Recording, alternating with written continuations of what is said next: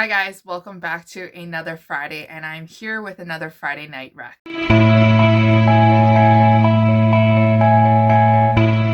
So this week's Friday Night Rec is dedicated to all the single ladies out there, or who are people that are just coming out of their relationships and their long-term relationships.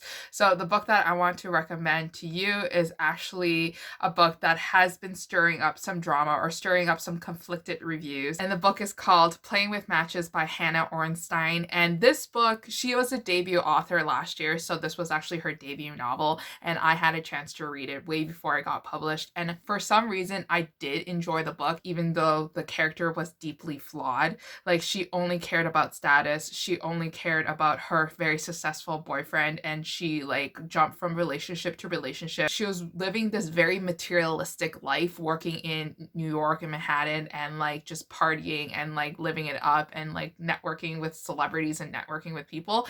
It was just not a book that we could relate to, like the normal people that can relate to. But for some reason, I took it as that. I took it as that this character is deeply flawed, and that Hannah, the author, is actually writing a character that is supposed to blow this character out of proportion to the point where we are not supposed to take it seriously, and that's why I enjoyed the novel. So this novel follows a girl who just landed a job at a matchmaking service, and she is expected to matchmake a bunch of rich millionaires and famous heiresses and celebrities and just rich successful people together. Along the way, you can see her relationship breakdowns because she does have a boyfriend, and her boyfriend's not treating her right anymore from his long business hours. And then you can also see her diving into other relationships with other people that she meets. Now, Hannah actually wrote a second book that came out this year that is called Love at First Like, I believe. And to be honest, I heard a lot of mixed reviews from it, mostly poor reviews. Lots of people didn't really like the character at all, gave the book 1 star, and said that the character was too out there, too materialistic, and she was just plain downright evil and manipulative. So I actually didn't read that book because of all the mixed reviews, and that kind of made me second think if Hannah actually made her characters on purpose to be like that, or she doesn't know that her characters are actually that bad. But regardless, I put a hold on that book and for now, so I will not pick it up, even though I do have an arc of it. But anyways, I'm not even suggesting to read that book. I'm just giving a fair warning that this author does have a fair amount of backlash for her novels. Now, the movie that I want to recommend you is a movie that I don't believe has a lot of backlash, and it's just actually a very fun romantic comedy that empowers women to be single. So the movie is actually called How to Be Single, and this movie came out I think 2 years ago, if not 3 years ago now. It stars Dakota Johnson, which is also the girl from 50 Shades of Grey. And before you guys exit out because she starred in 50 Shades of Grey and you don't want any part of that, she's an amazing actress, and nobody should just group her into one project and then write her off for the rest of her career, just like Kristen Stewart for a long period of time.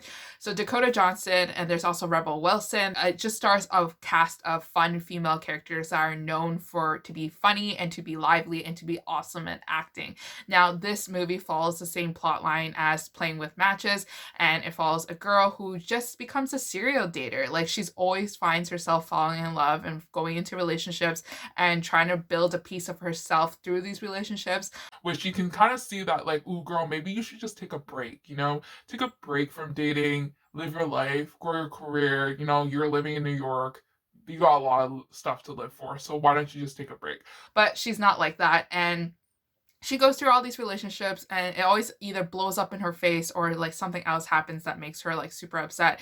And this movie is empowering in a way because the ending was just empowering. It just showed you that you can be your own self, you could be your own woman. And I highly recommend you guys to watch this chick flick if you guys haven't watched it yet. It's super fun. I suggest you to curl up with a glass of wine or a glass of Coke or whatever glass beverage choice that you want to drink at night while you're watching a movie, and bring your favorite snacks and just curl up with your girls and just watch this, because it is great and we need more cinema like this in cinema today. So anyways, if you guys like this video and you guys want to see other videos from me, definitely make sure to subscribe and give me a like, and I'll see you guys next time. Bye. I don't know why I waved twice. Can't let you go. I can't let you go. 우리 운명적 아무거나 get you.